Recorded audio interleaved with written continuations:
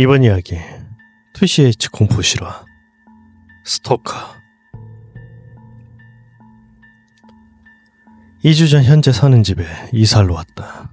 이건 이전에 살던 집에 관한 이야기다. 새벽 3시쯤 되면 현관문에 달린 신문 투입구 뚜껑이 달칵하고 열린다. 열린 채 한동안 조용하다가 잊어버렸을 무렵 덜컹하고 닫힌다. 커버가 붙어있기 때문에 이쪽에서는 저쪽 상태를 확인할 수 없지만 1시간쯤 지나면 덜컹하고 닫힌다. 이런 패턴. 신문 배달원은 시끄러울 정도로 발소리 내면서 오는데 그 녀석은 아무 소리도 안 내. 이름을 까먹었는데 초인종 누르면 문 바깥쪽 상황이 표시되는 작은 모니터 있잖아. 이전에 살던 곳은 낡은 맨션이라 내 돈으로 사서 붙였다. 보고 싶을 때 버튼을 누르면 바깥이 보이는 타입으로.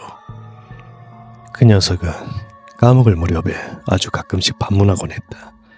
투입구와 가까운 곳에 붙어있는 도어 스코프를 들여다보는 것, 갑증인 나로서는 무리한 일.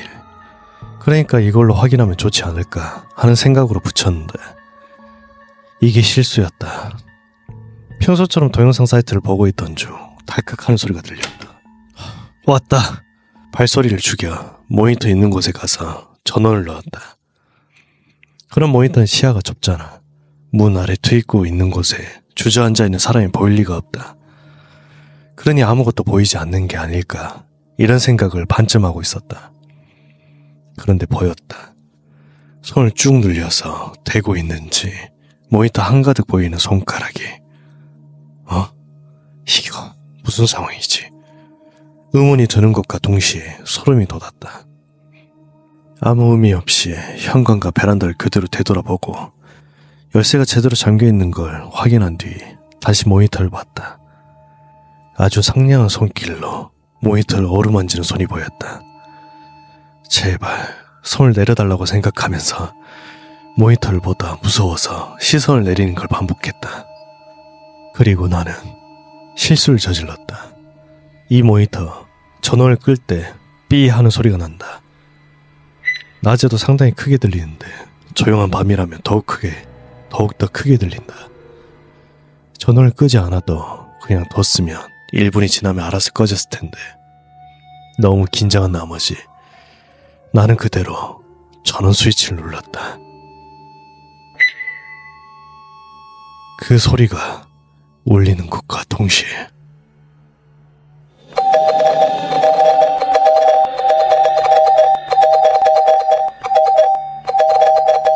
미친듯이 울리는 초인종 소리. 초인종이 울면 자동으로 모니터가 켜지는데 모니터에는 사람 모습 대신 손가락만 보이고 있었다. 깜짝 놀라 모니터 앞에서 조금 떨어지자 이번에는 초인종이 있는 곳을 손바닥으로 내리치는 게 보였다. 그것도 격렬하게 두드리는 게 아니라 손목의 힘만으로 두드리는 방식. 어느 정도 계속됐을까? 너무 무서워.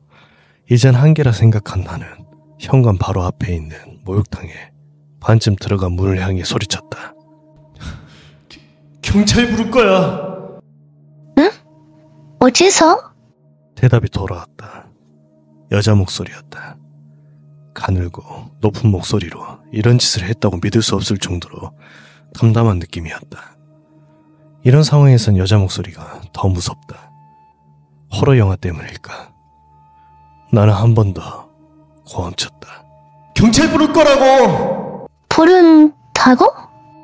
갑자기 쥐죽은 듯이 조용해진 바깥. 공포에 혼란스러워하고 있던 중 투입구에서 덜컹하는 소리가 울렸다.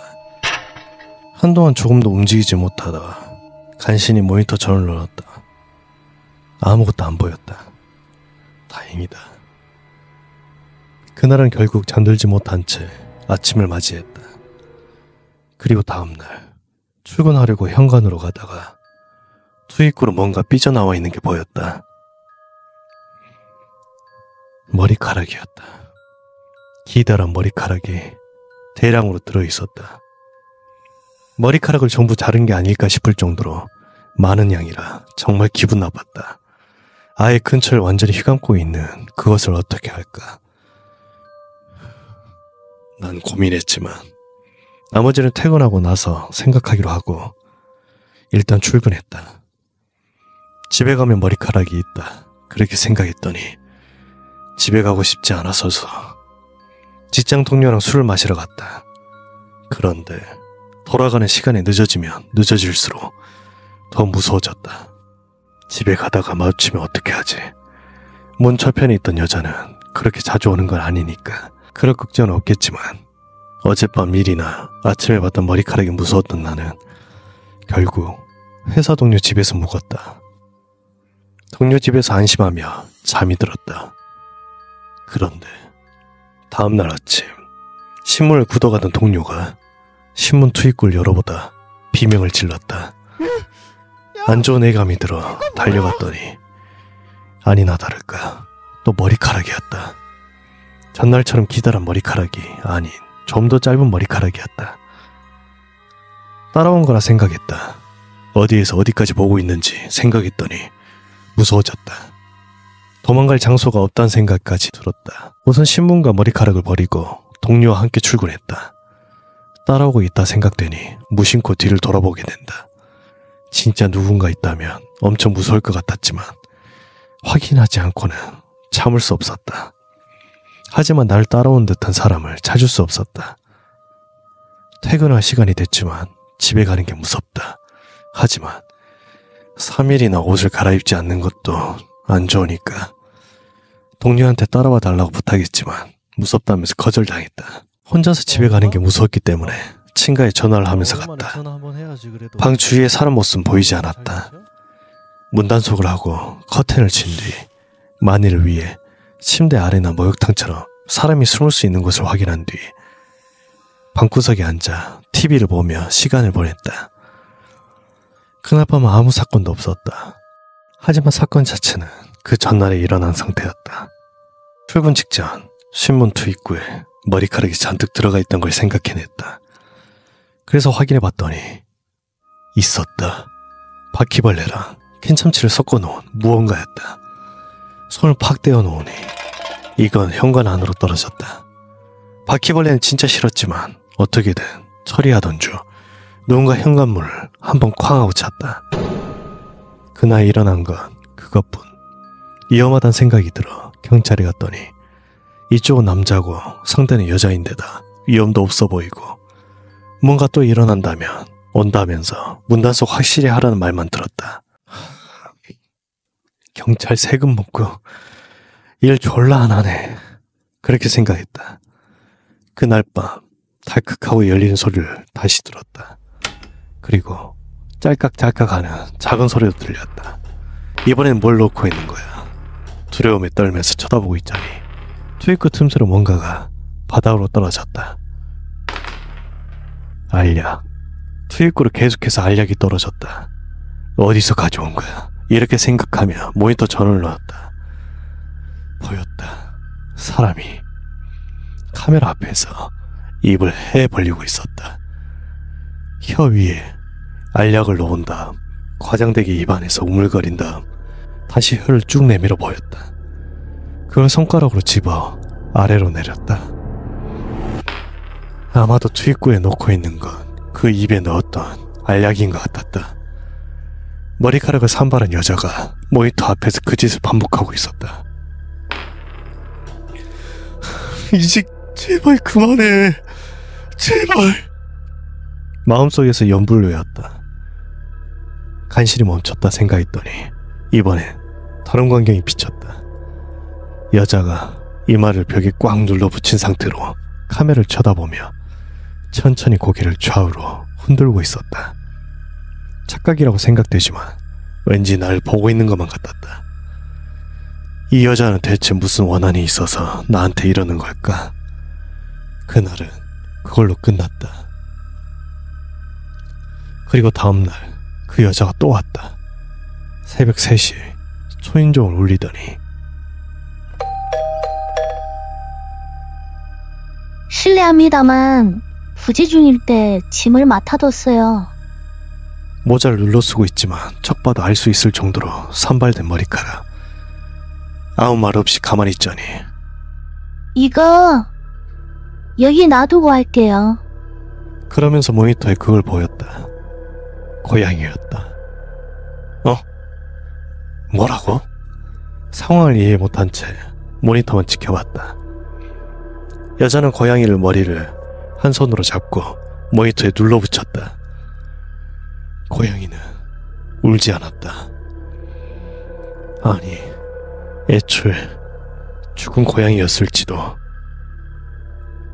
그날은 그걸로 지나갔다.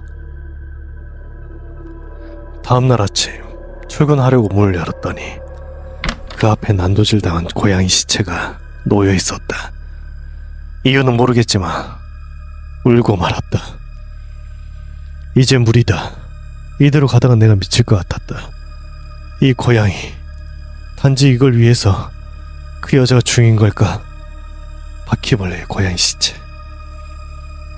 다음에 또 뭘 놔둘지 걱정돼서 일이 손에 잡히지 않았다. 퇴근하는 길에 다시 한번 더 경찰에 들렸다. 하지만 경찰은 역시나 진지하게 받아주지 않았다. 사람이 살해당한 게 아니면 안 죽이는 거냐고. 집에 도착했더니 문에 이상한 게 써있는 것이 보였다. 문에 커다란 동그라미가 그려져 있고 거기에 내 성이 쓰여져 있었다. 인감 도장을 상상하면 된다. 의미를 모르겠지만 위험한 느낌이 든다는 건 확실했다. 주위를 둘러보고 아무도 없는 걸 확인한 뒤 재빨리 집에 들어가 방문을 잠갔다. 그런데 뭔가 이상했다. 신문 투입구에 잘려있는 고양이 발이 들어있었다. 몇십 개는 돼 보이는 고양이 발이. 나는 바로 경찰에 연락했다. 집에 온 경찰은 이상하단 말을 하면서 오늘 밤 순찰 강화해 주겠다고 했다. 그날 밤 현관은 무사했다. 하지만 이번엔 베란다 쪽으로 고양이 시체가 던져져 있었다. 다음날 휴일이기도 했기에 바로 부동산 사무소로 달려갔다. 바로 들어갈 수 있는 곳을 조건으로 이사하고 싶다고 말했다. 이사하면 해방될 수 있어. 그리고 며칠 동안 초인종을 누르거나 투입구에 뭘 넣는 일이 사라졌다. 질린 걸까? 아니, 그렇지 않았다. 한 번은 퇴근하고 집에 들어오려고 문 손잡이를 잡으니 손바닥이 이상한 느낌이 들었다. 신경질적인 상태였던 나는 바로 문 손잡이를 확인했다. 머리카락이었다. 신발끈을 매는 것과 같은 방식으로 묶여있는 머리카락 한 올. 집안에 들어가야 된다고 생각했다. 집안이라면 그 여자도 나한테 해코지를 못할 테니까. 문 손잡이를 돌렸지만 열리지 않았다.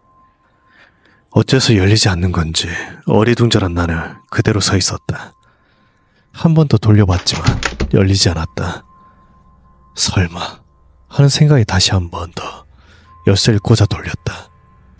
돌아갔다. 열쇠가 열리는 방향으로.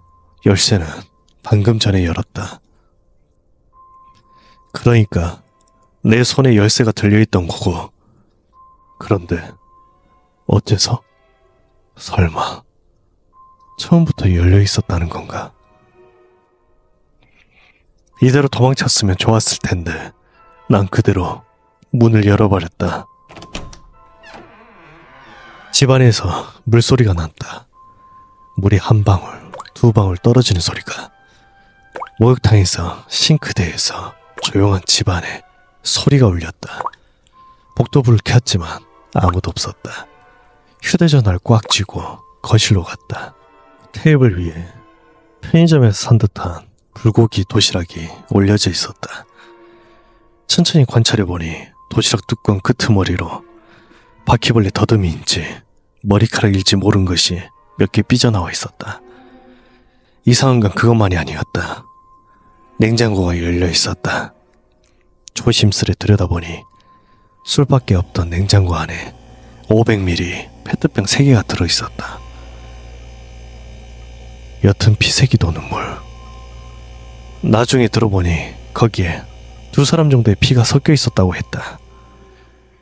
방에서 뛰쳐나와 바로 경찰에 전화했다. 이전에 전화 온 것도 있어서 경찰은 바로 와줬다.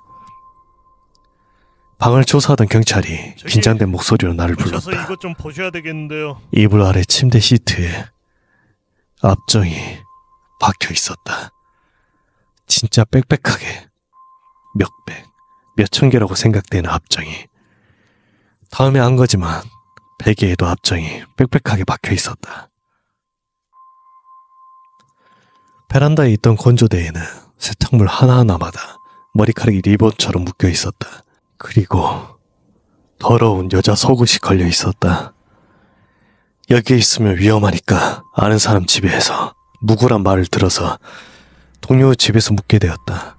그리고 갈아입을 옷을 가지러 갈 때는 빼고 이사할 때까지 집에 가지 않았다. 업자한테 부탁해 이삿짐을 정리하던 중 그게 나왔다. 침대 아래, 장롱 뒤, TV 뒤쪽. 집안에 안 보이는 장소마다 내 이름과 상대방 이름이라 짐작되는 이름이 알 수 없는 주문과 함께 쓰여있는 세로로 긴 종이가. 강시 영화에 나오는 부적 알아? 그런 느낌의 노란 종이에 빨간 글씨로 써 있었다. 이게 내가 체험한 전부. 현재로는 아무 일도 없다. 동료네 집도 처음 묵었던 날 이후 별다른 일은 없는 것 같다. 참고로 얼굴은 봤지만 정말 뭐라 말하기가 힘들어. 인간의 입은 그렇게 크게 열릴 수도 있는 거구나. 그런 느낌밖에 없었다. 동료 집까지 따라온 걸 봐서 회사도 알고 있겠지만 현재로서 아무 일도 안 벌어졌다. 그녀는 아직 잡히지 않았다. 열쇠는 경찰에 물어보니 무슨 흔적이 없는 게 아마 열쇠를 따로 복사한 게 아닐까라고 하는데, 아무튼 세상에는 이렇게 무서운 일이 많으니까 알아서 조심하는 게 좋아.